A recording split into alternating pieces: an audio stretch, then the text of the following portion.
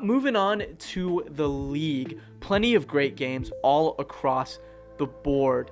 Eastside and Washington Premier, really competitive series, splitting it right down the middle. Each team taking 2 wins, 2 losses, and a tie. Washington Premier's younger players winning both their games. Eastside's oldest teams, winning both their games. And then right in the middle, taking a tie. Super, super competitive.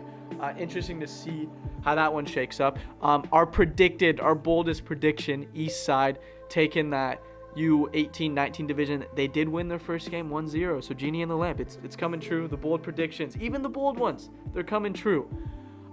Timbers winning 4 out of their 6 games against Snohomish. Oddly enough, only their youngest and oldest teams losing.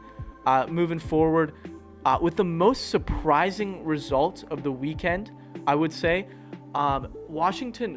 Crossfire playing the reserve team, drawing 1-1 at the U17 age group.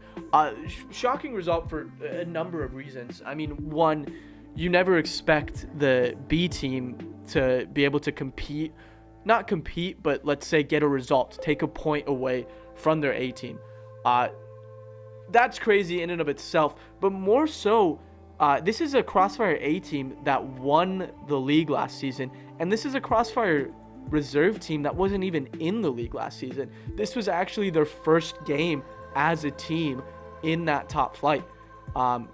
Crazy result, very impressive. Props out to Crossfire Reserves for pulling that off. Here's a quick look at just overall club records of week 1.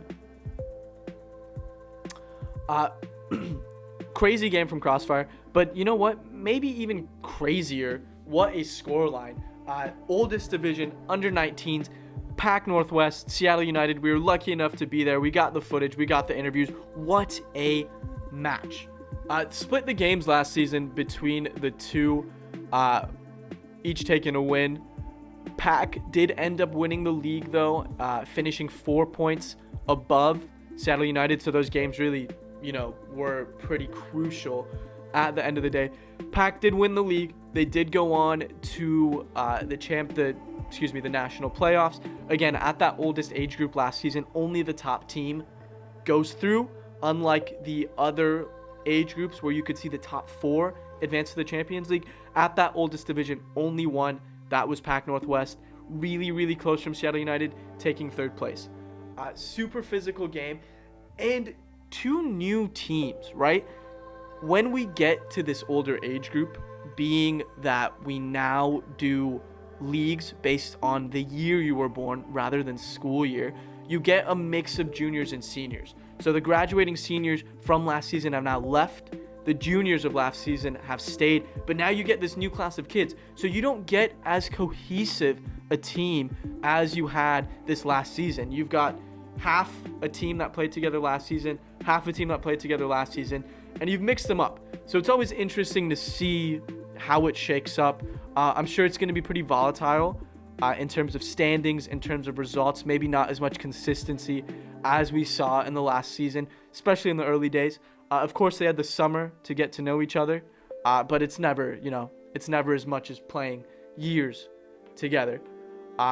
Great game. Again, rival match. You got the oldest age group, plenty of testosterone flying around, super physical, plenty of yellow cards, even a red card, but we'll get to that. Super physical game. First half was Pac's. Very similar to the U15 game. Pac controlled the play. Tiki-taka, had possession. They really had possession. Seattle United, again, looking to counter. Pac put in two goals, deserved goals, quality goals. Seattle United super late. 2 minutes left in the first half. They get a goal off a very, very well-placed cross. Pac's coach not happy about it. Pac coach Pedro had a long discussion with the referees at the half. He thought it was offside. Referees obviously didn't agree. 2-1 into the half. Seattle United showing a bit more life. Here is Pac's first half goalkeeper breaking down the first half for us. A little bit of nervousness. First game of the season. Yeah, but the boys, we were grounded a bit. I think the first 20 minutes were brilliant. We played really well. We were on another level. Took us a little bit of time to get back there, but yeah, overall, great job by the team. As you can see, shaky. They felt confident that first 20 minutes, played great. Second half, coming into the second half, SU brought it back. They scored a goal relatively early. We're going into it 2-2, and really props to Seattle United. They made it a very competitive game.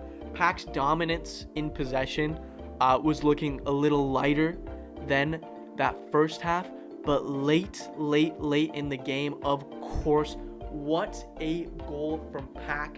Go ahead goal, putting them up 3-2. I mean, you can just see how much it means to the boys right here. Look at that celebration. Whole bench clearing.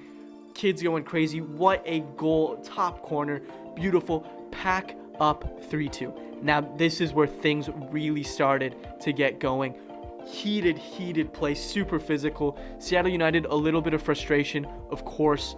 Lots of fouls. Lots of tackles. And let's get to the red card. Seattle United's number 10. Yellow in the first half. I mean, your standard yellow card, hard foul, nothing crazy. In the second, another standard hard foul, nothing too crazy, but a foul. A foul, do you give a yellow to it? Probably.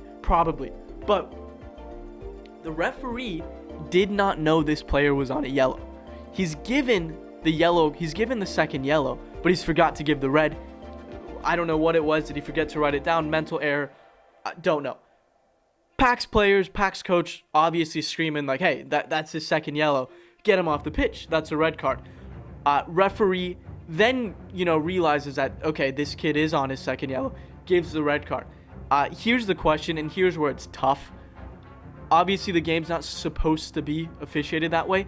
But if the referee is aware that that kid is already on a yellow, no way he gives the second. No way he gives that second yellow. It was a standard foul. Did it deserve a first yellow? Yes.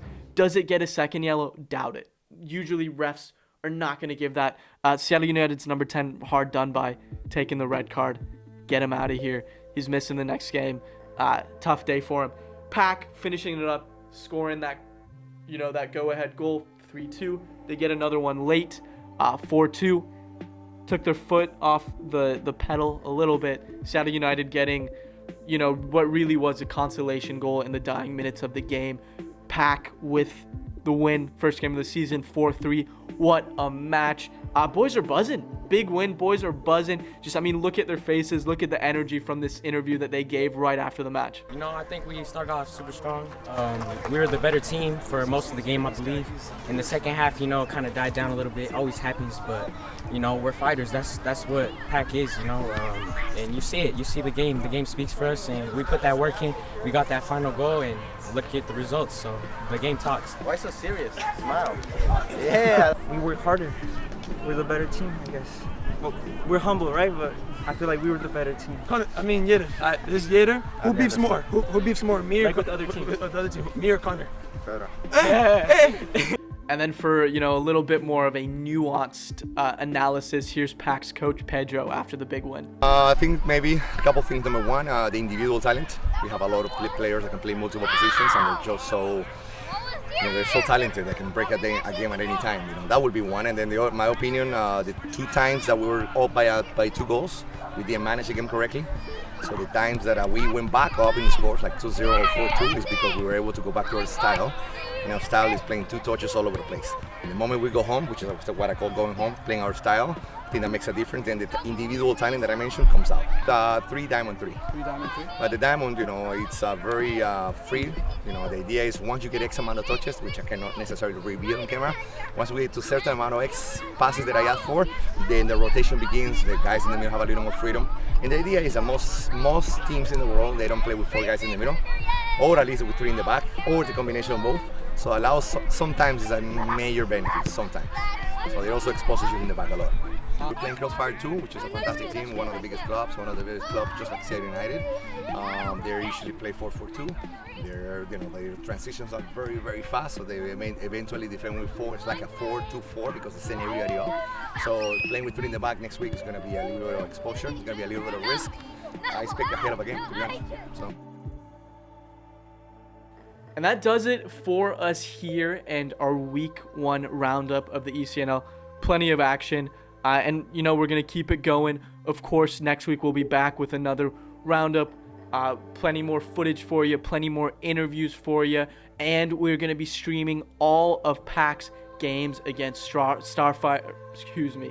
All of PAC's games at Starfire against Crossfire for you at AHA Sports. See you next week.